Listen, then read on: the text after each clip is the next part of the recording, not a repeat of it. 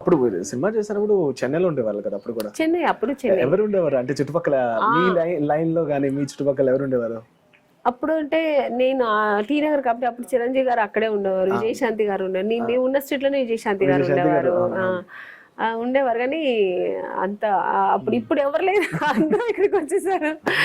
తెలుగు వాళ్ళు ఎవరు ఆల్మోస్ట్ అందరూ ఇక్కడికి వచ్చేసారు. ఎందుకు మీరు ఇంకా ఇప్పుడు కూడా ఈ సీరియల్ కూడా చెన్నై నుంచి ఎందుకు ఇక్కడికి వచ్చేస్తే ఏమవుతుంది అనుకుంటాను కానీ అక్కడ ఎందుకు నాకు అక్కడే అలవాటు అయిపోయింది. చెన్నై నుంచి అంటే నాకు హైదరాబాద్ చాలా ఇష్టం, ఈ క్లైమేట్ కానీ ఇక్కడ కానీ.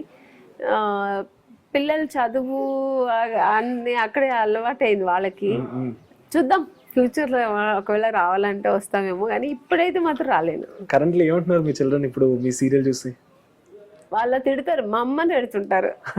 ఎప్పుడూ మమ్మీ సీరియల్ చూస్తుంటావా నువ్వు, మమ్మల్ని ఫోన్ ఇవ్వ, అది ఇది ఏంటి రిమోట్ ఇవ్వవా మేము చూడటానికి. వాళ్ళు ఎక్కువ ఇంగ్లీష్ అది ఏదో చిన్నపిల్లలు కిడ్స్ ఇదన్నీ చూస్తారు, కిడ్స్ ఛానల్. మా అమ్మ ఆరైతే పెట్టేసుకుంటుంది, వాళ్ళిద్దరికి గొడవలు వస్తుంటది. చెప్తుంటారు ఎప్పటికీ సీరియస్ ఈ సీన్ల గురించి ఏమైనా డిస్కస్ చేస్తుంటారు మీరు? ఎవరు? మీ మమ్మీ కానీ?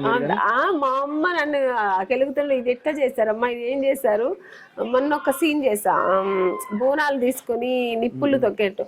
నిజంగా తొక్కేవమ్మా అంటుంది మా అమ్మ. అమ్మ ఎలాగమ్మా నిజంగా తొక్కితే నాకు కాళ్ళు ఉంటాయి నిప్పుల్లో తొక్కితే అంటే ఆవిడ అంత ఇన్నోసెంట్.